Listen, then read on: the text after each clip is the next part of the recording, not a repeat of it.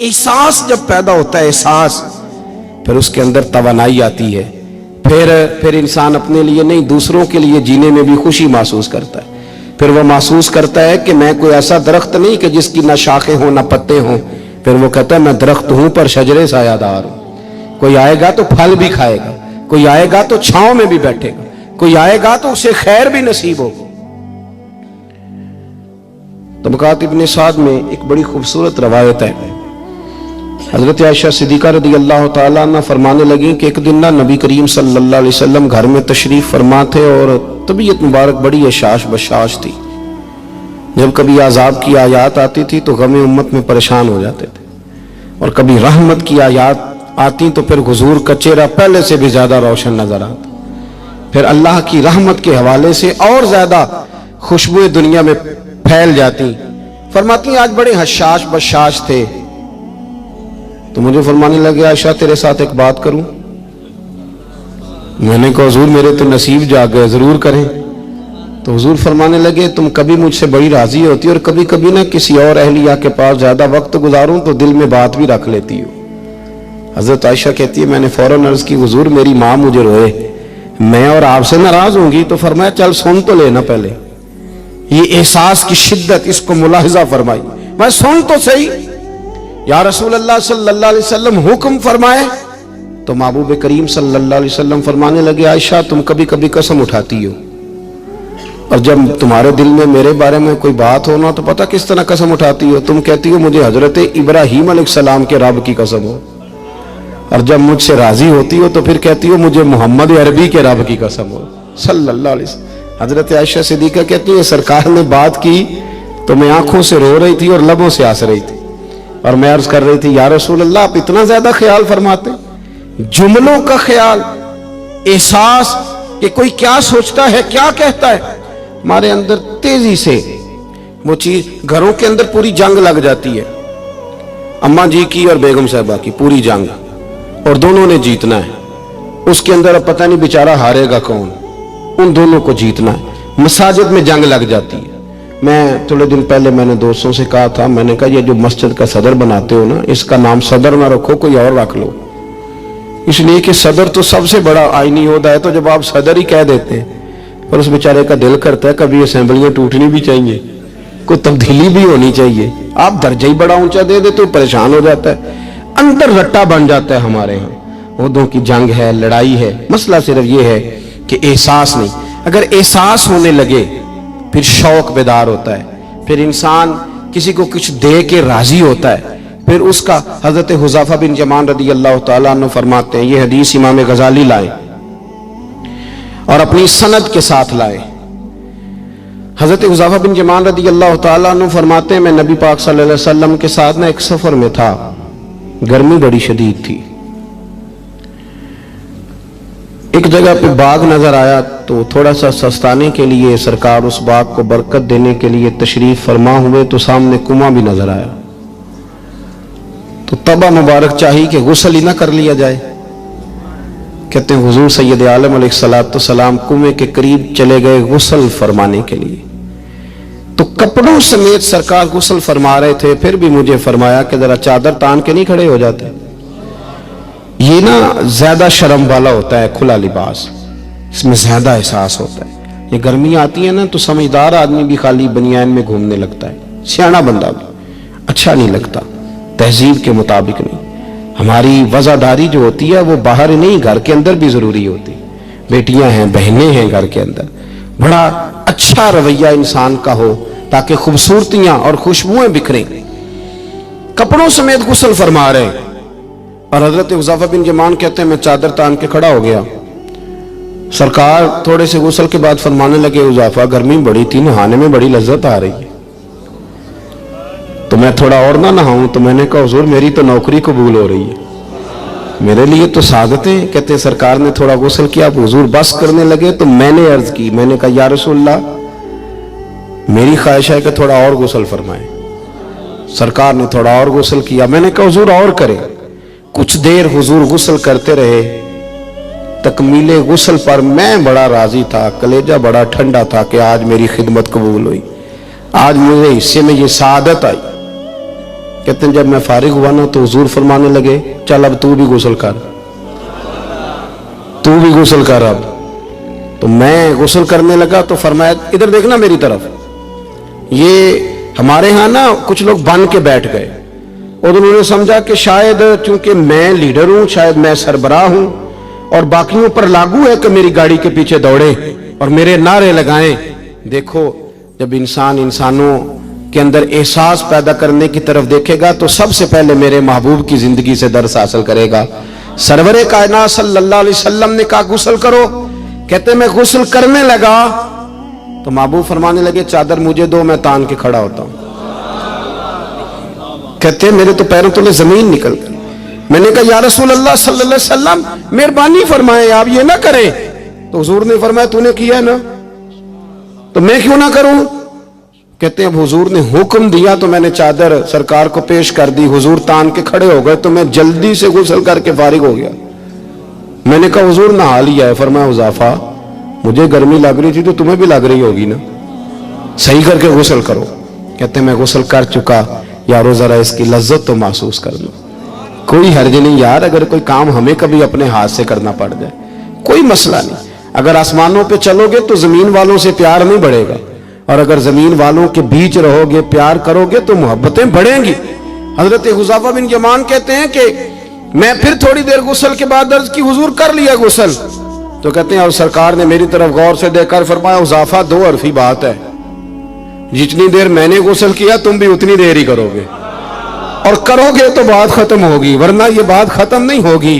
हजरत हुज़ाफा बिन यमान फरमाते मैं नहा भी रहा था और मदीने वाले रसूल पे दुरूद और सलाम भी पेश कर रहा था।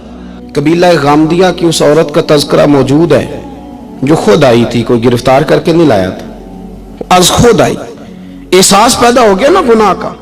यहाँ बहुत सारी गलतियां करके भी लोग जब अपनी बात करते हैं तो कहते हैं कभी याद तो नहीं किसी के साथ ज्यादती की हो, याद तो नहीं कभी किसी का, भाई आपने इतने बड़े वली होने का दावा कर दिया। इंसान तो इंसान रहता है। बड़े बड़े लोग कह गए कि या अल्लाह अगर अनजाने में भी भूल गए हैं तो हमसे दरगुजर फरमा, लेकिन जब हम तैयार ही नहीं मानने को। हजरत अनस बिन मालिक कहते हैं वो खातून आई, कोई पकड़ के नहीं लाया, किसी 14 दिनों के रिमांड पे नहीं उसे मनवाया गया, उसे वो खुद बखुद आई और करीम महबूब अलैहिस्सलाम के सामने जब वो खड़ी हुई तो इतने दर्द से मैंने कम लोग रोते देखे हैं जिस दर्द से वो रोई। अर्ज करने लगी हुजूर मैं गलती कर बैठी हूं, मुझसे जिना हो गया, मुझे पाक कर गए। तो महबूब करीम अलैहिस्सलाम ने फरमाया तू कैसे साबित करेगी तूने गुनाह किया, यानी मुजरम को साबित करना पड़ रहा है कि मैं गुनाहगार। ये वो कमाल है कि इंसानों को एहसास होने लगे कि यहां हम गलत हैं। जब एतराफ़ जुर्म होता है, जब बीमारी की तशखीस होती है तो फिर उसका इलाज भी हो जाता है। हजरत अनस बिन मालिक कहते हैं वो अर्ज करने लगी हुजूर मेरे पेट में नाजायज बच्चा है। हुजूर ने फरमाया जा जब बच्चा पैदा हो तो फिर आना। वो 8 माह के बाद आई तो उसकी गोद में फूल सा बच्चा था। हुजूर ने फरमाया वापस जा, जब रोटी खाने लग जाए तो फिर आना। वो 2 साल 2.25 साल दूध पिलाती रही, फिर जब आई तो बच्चे के हाथ में रोटी का टुकड़ा था। करीम महबूब सल्लल्लाहु ताला अलैहि वसल्लम से आके जब उसने बात की तो वो दर्द से रोई, कहने लगी या रसूल अल्लाह 3 साल होने को हैं, मैंने गुनाह किया, मैं सारी रात सो नहीं पाती। हुजूर तड़पती, अगर इस हाल में मर गई तो अपने रब को क्या मुंह दिखाऊं, मुझे पाक कर दे, मेरे हाल पे रहम फरमाए। महबूब करीम सल्लल्लाहु अलैहि वसल्लम ने बच्चा एक सहाबी को दिया, फरमाया बच्चों की तरह पालना, और कहा इसे ले जाओ, पत्थर मार मार के इसे संसार कर दो। सहाबा कहते हैं उसे पत्थर लग रहे थे और हुजूर बेचैनी के साथ टहल रहे थे। आके खबर दी हुजूर वो तो विसाल कर गई, इंतकाल हो गया। फरमाया यहां तक तो बात उसकी थी।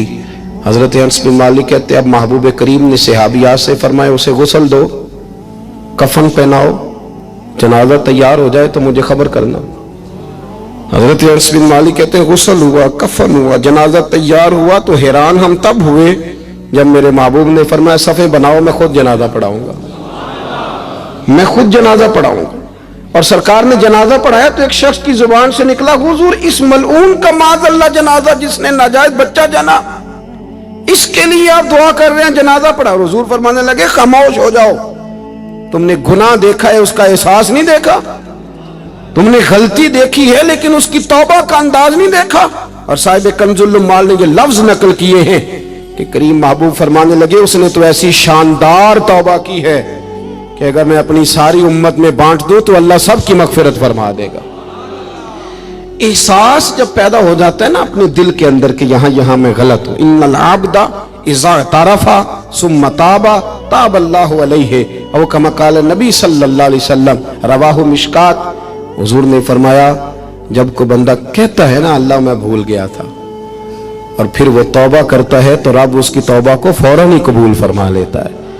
ہم اگر احساس کرنے لگے, تھوڑا سا بیچ رہنے لگے لوگوں کے, حسن پیدا ہوگا, پیار بڑھے گا, بھائی کے ساتھ رشتہ مضبوط ہوگا, دوستوں کے ساتھ تعلق مضبوط ہوگا.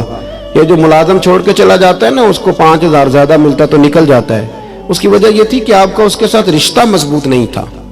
اگر تعلق مضبوط ہو جائے, مولا علی شیر خدا, مولا کائنات حضرت مولا علی شیر خدا کرم اللہ تعالی وجہ الکریم کا خادم کہتا ہے مجھے ایک دن فرمانے لگے, یعنی خادم کو, غلام کو فرمانے لگے یار کپڑے تیرے بھی پرانے ہو گئے ہیں تو میرے بھی ہو گئے, چل خریداری کرنے نہ چلیں.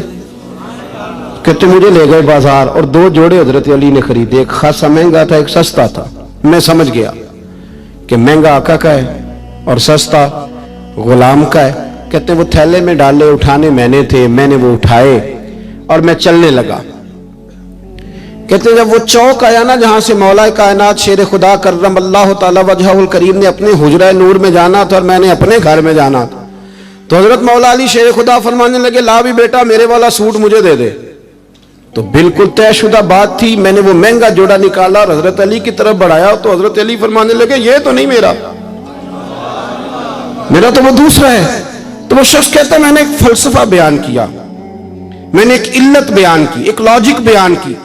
میں نے کہا حضور یہ آپ رکھیں اور یہ جو سستا ہے یہ میں رکھتا ہوں. فرمایا وجہ, کہنے لگا حضور وجہ بڑی سادی سی ہے, ایک پورا فلسفہ اس کے پیچھے, اور فلسفہ یہ ہے کہ آپ آقا ہیں اور میں غلام ہوں, تو آقا مہنگا پہنے اور غلام سستا پہنے. تو حضرت علی وہ والے عالم ہیں جن کو علم بھی مدینے والے رسول نے عطا فرمایا ہے.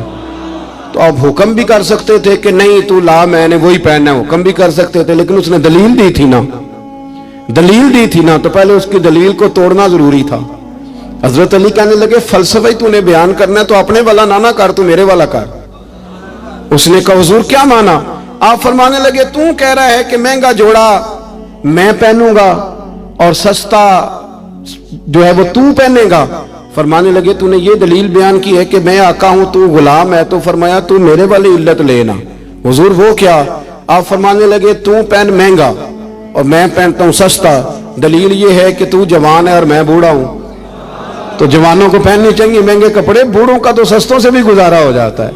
تو وہ خادم کہتا ہے میں لاجواب ہو گیا, اور پھر وہ قیمتی جوڑا مجھے دے گئے اور سستا جوڑا وہ لے گئے. کہتے شیر خدا تو چلے گئے, لیکن ساری زندگی میں سوچتا رہا کہ کائنات میں دوبارہ ایسے لوگ دنیا میں آئیں گے صحیح, یہ ملیں گے صحیح. احساس کی جب شدت ہوتی, اب یقین کریں اس ملک کے اندر 2 چیزیں اتنی شدت سے عام ہوئی ہیں, اتنی شدت سے, ایک پروٹوکول, ایک VIP کلچر.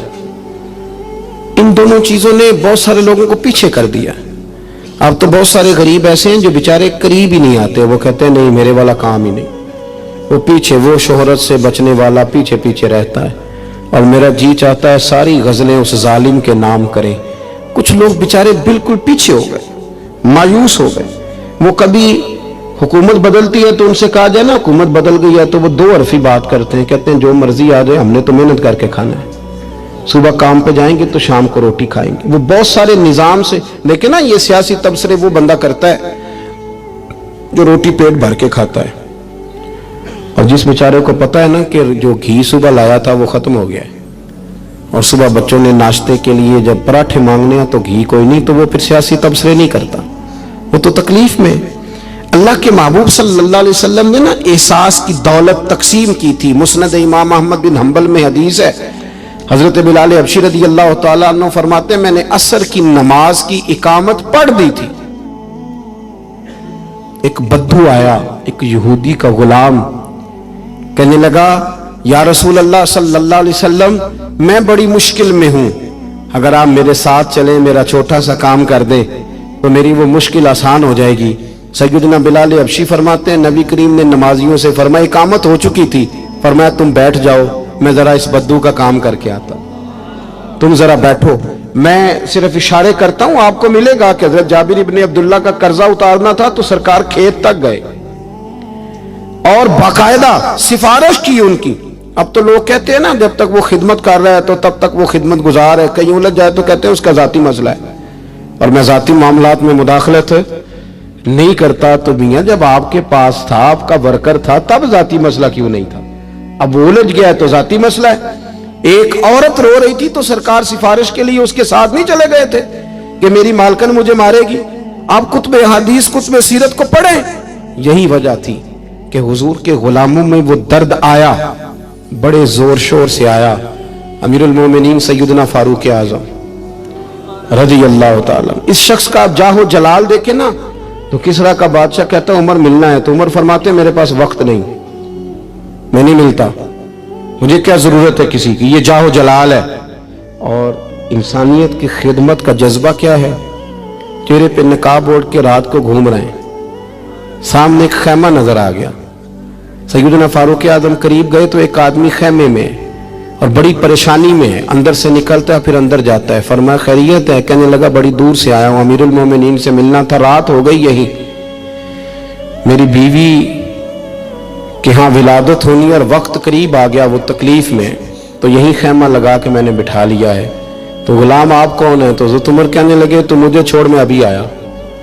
گھر گئے حضرت عمر, توجہ ہے میری بات پر, بس سمیٹنے لگا ہوں. گھر گئے اور خاتون اول سے کہا, ملکہ سے کہا, اپنی اہلیہ سے فرمایا. فرمانے لگے کوئی نیکی کمانے کا ارادہ ہے؟